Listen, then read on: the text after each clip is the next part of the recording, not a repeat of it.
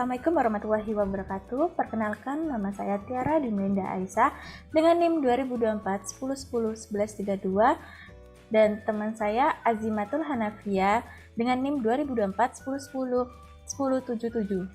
Kami dari kelas PBOC. Di sini kami akan mempresentasikan program yang telah kami kerjakan.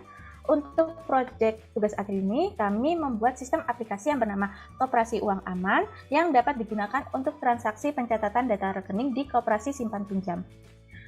Di mana terdapat dua jenis nasabah, yaitu individu dan perusahaan. Untuk setiap nasabah dapat memiliki satu atau lebih rekening. Nah, sebelum itu kami menginstal beberapa library, yaitu MySQL Connector untuk mengkonek ke database MySQL. Lalu menginstal SQLite Studio untuk membuat database awal. Lalu ada Scan Builder yang semacam tool yang dapat digunakan untuk membuat desain UI dari sebuah aplikasi. Mengapa di sini kami menggunakan Scan Builder? Karena mudah sekali membuat layout aplikasi. Hanya tinggal drag atau drop saja. Kami tidak perlu pusing memikirkan XML karena Screen Builder ini seketika membuat secara otomatis file XML. Dan yang terakhir yaitu MySQL Server atau XAMPP. Lalu selanjutnya kita akan men-share screen kelas diagram. Nah, di kelas diagram ini terdapat 4 entity atau 4 kelas, yaitu ada rekening, nasabah, individu, dan perusahaan. Antara kelas rekening dan nasabah terdapat relasi, yaitu agregasi, karena kelas nasabah mempunyai properti atau atribut dari kelas rekening. Sedangkan untuk kelas nasabah dengan individu dan kelas nasabah dengan perusahaan terdapat relasi, yaitu asosiasi. Selanjutnya ERD.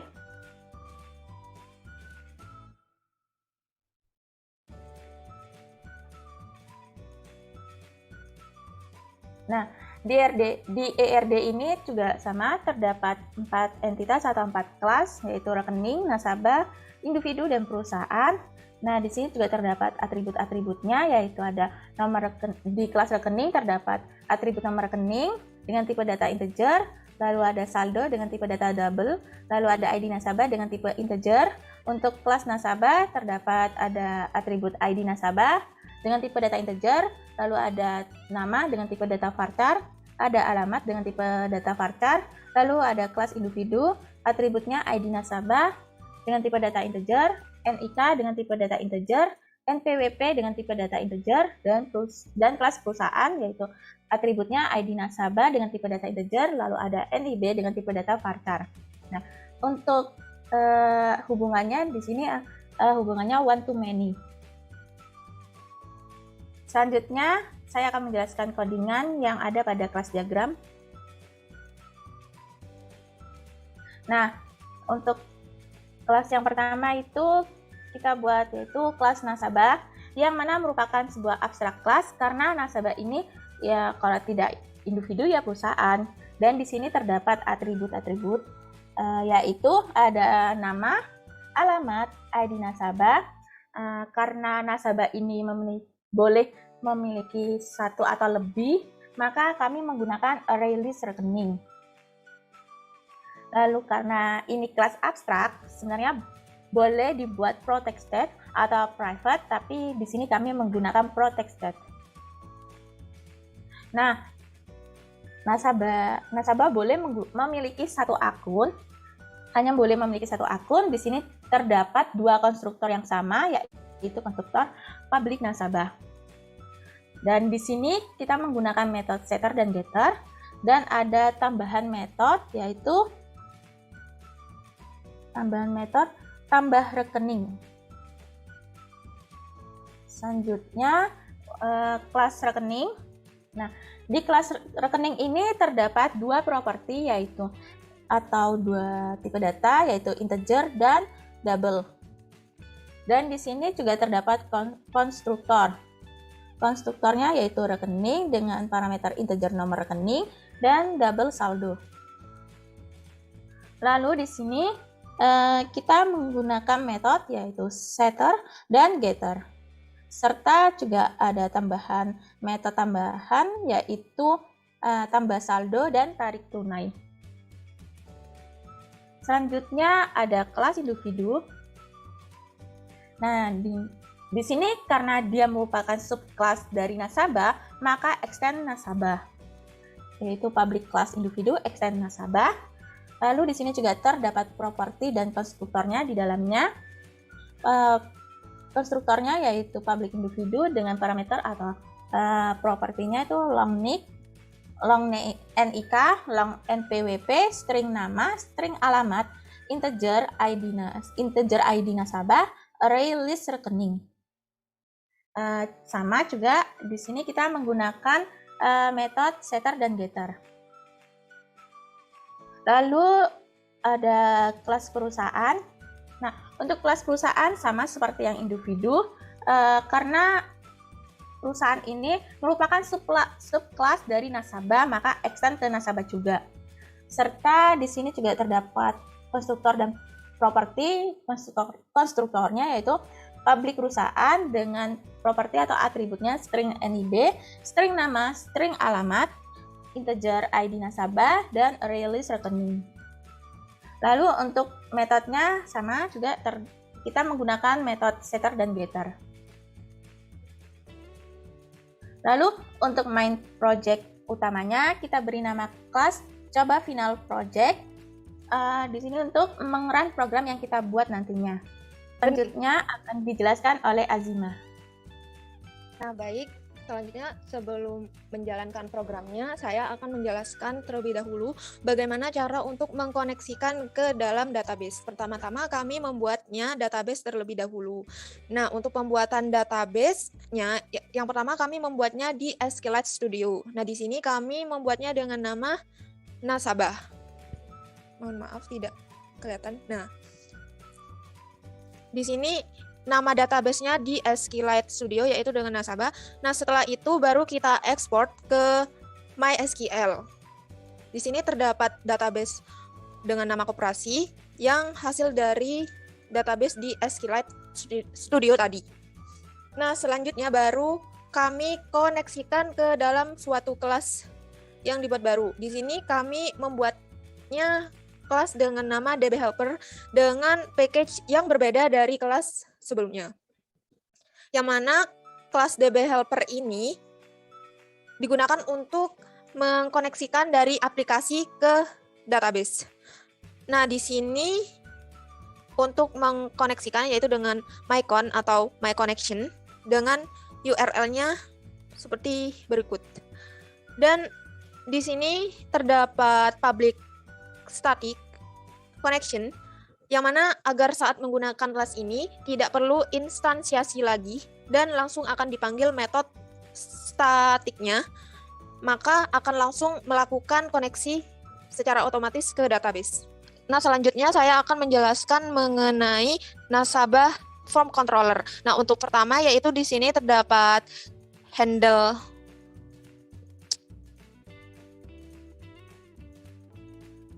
Nah, di sini terdapat handle add account button yang mana dia akan merespon tombol jika kita mengkliknya atau saat kita mengklik add account button di bagian individu nantinya.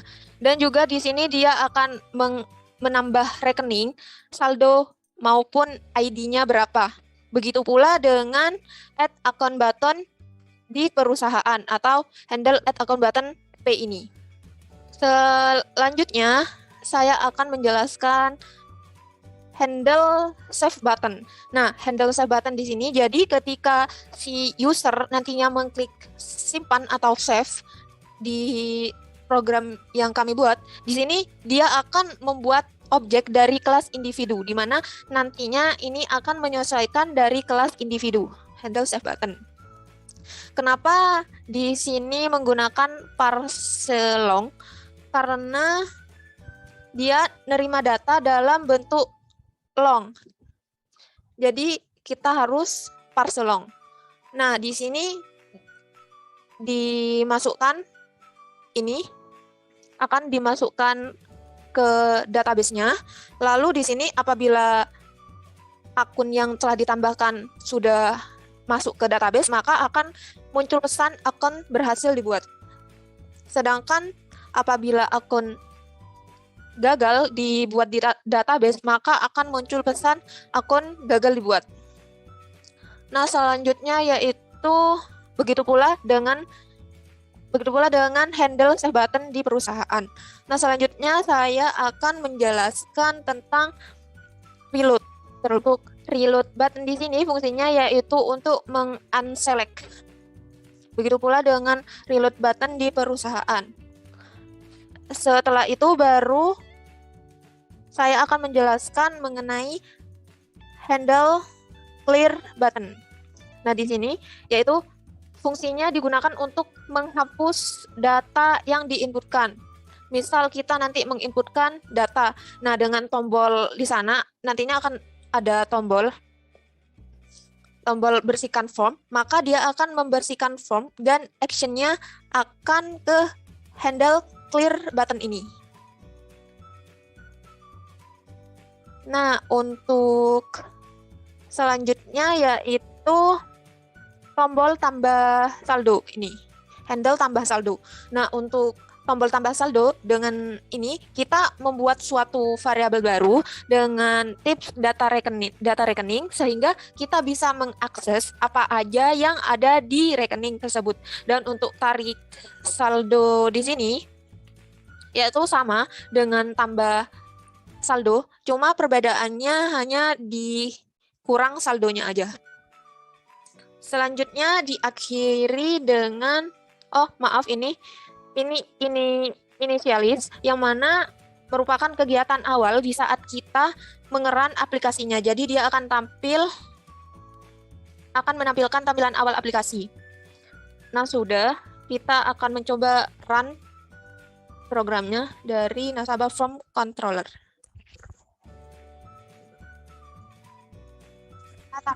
Tampilan awalnya akan seperti ini. Jadi di program sistem koperasi simpan pinjam yang kita buat ini dapat membuat akun dan kita bisa memilih role-nya sebagai individu maupun perusahaan. Nah, misal contohnya di sini kita buat yang di individu. Kita kasih nama misal Rati. Alamat Bojong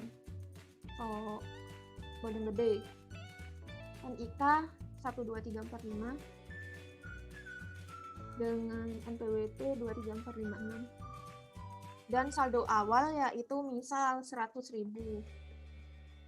Kita akan mencoba simpan. Nah, di sini akun berhasil dibuat, jadi artinya Ratih ini telah berhasil membuat akun dan berhasil menjadi nasabah yang nantinya dia akan tersimpan ke database di sini. Kita coba lihat di individu. Nah, di individu di sini terdapat 5 nasabah. Kita coba lihat di nasabah. Nah, terlihat di sini terdapat 5 nasabah yaitu Azima, Tiara, PT Maskulin, Rafka, dan juga Rati. Untuk rekening itu sama. Nah, untuk selanjutnya yaitu di perusahaan sama juga. Nah, untuk di individu yaitu jika kita misal ingin menambah saldo dari rekening atas nama Rafka. Mohon maaf karena di sini nasabah atas nama Rafka memiliki 2 rekening, jadi kita harus memilih rekening mana yang akan ditambah saldonya. Misal kita memilih nomor rekening yang nomor belakangnya 401, kita akan menambah saldo 1 juta. Kita klik tambah. Nah, di sini akan otomatis tertambah yaitu dengan total saldo pada rekening 401 yaitu 1.200.000. Sedangkan jika kita ingin menarik, maka kita pencet salah satu rekening, maka misal kita ingin menarik 50.000, maka kita pencet tarik di sini. Nah, otomatis saldo akan berkurang.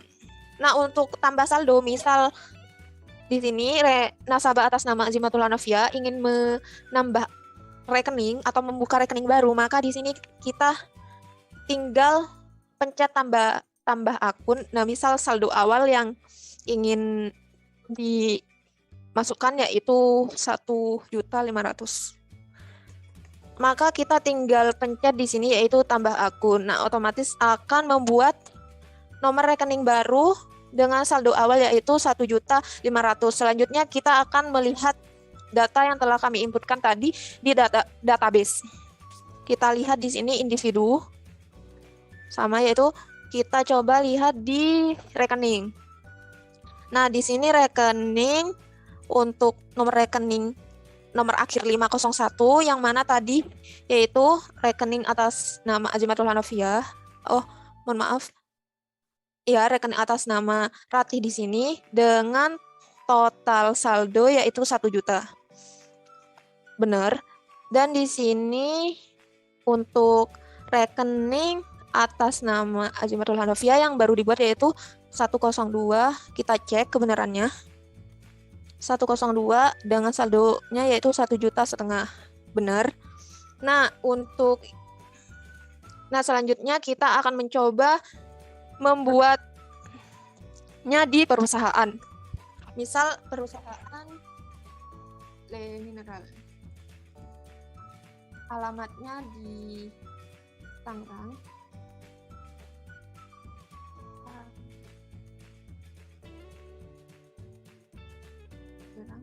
Tangerang dengan NIB 123456 dan saldo awal misal 10 juta.